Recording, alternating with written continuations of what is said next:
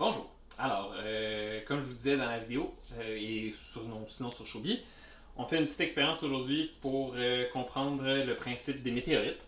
Donc, le principe des météorites, qu'est-ce qui va se passer? C'est que on va refaire la croûte terrestre dans un Tupperware avec quelques ingrédients que je vais vous montrer dans quelques instants.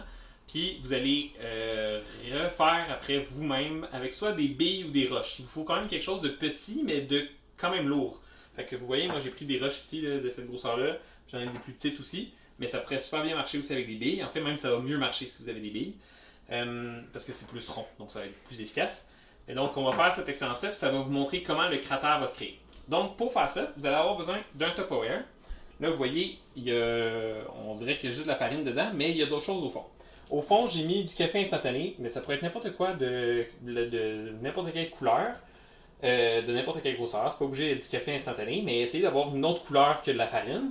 Puis j'ai mis après de la poudre de cacao, qui est la même couleur que celle-là, mais qui est plus fine. Donc j'ai mis comme deux choses de grosseur différentes.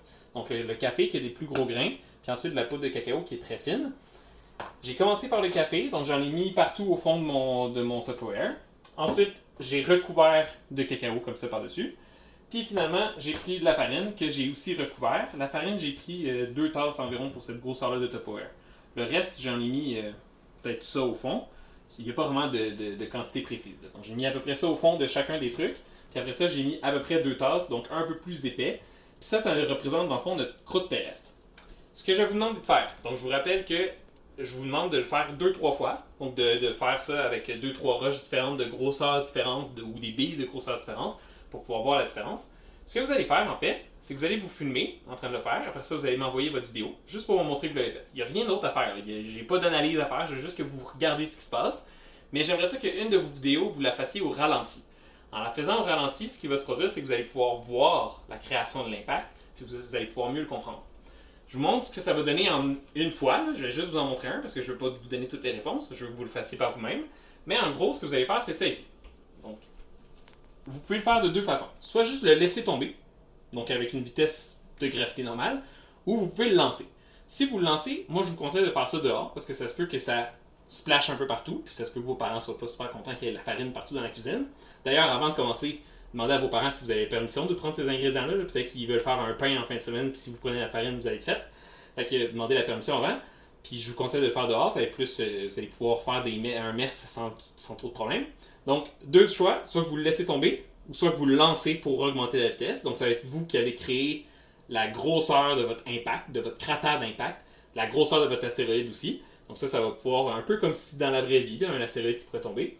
Et là, ce que vous allez faire, c'est qu'en filmant, je vous rappelle que je vous conseille de filmer au moins une fois au ralenti pour voir ce qui va se produire, vous le laissez tomber. Et là, vous pouvez regarder ce qui va se produire. On voit que là, le météorite est rendu ici. Les chances que le météorite soit encore là dans la vraie vie, assez diminuées, parce que le météorite va avoir éclaté. Tu peux revenir. Donc, là, le météorite est ici, mais vous voyez que sur le météorite, il y a de la poudre de cacao qui s'est ajoutée. Et on voit ici qu'il y a de la poudre de cacao qui a volé un peu plus loin. Donc, ce qui est fin ici, c'est la poudre de cacao. Puis au milieu, ce qu'on a, c'est le café instantané qui est plus gros, qui lui n'a pas revolé. Et là, ça a créé notre cratère qu'on voit bien. Si vous l'aviez filmé au ralenti, ou dans un autre angle, vous auriez peut-être vu la petite poudre de cacao revoler comme ça, puis retomber après sur les côtés, comme la goutte d'eau que je vous parlais dans mon autre vidéo. Donc, faites-le 2-3 fois comme ça, avec des grosseurs différentes, avec des vitesses différentes en filmant. Donc, soyez deux, ça va être peut-être plus pratique. Puis comme ça, vous allez pouvoir voir comment les cratères vont se former. Alors voilà, c'est tout ce que je vous montre. Puis après ça, vous m'envoyez vos vidéos sur Shobi. Bonne fin de journée!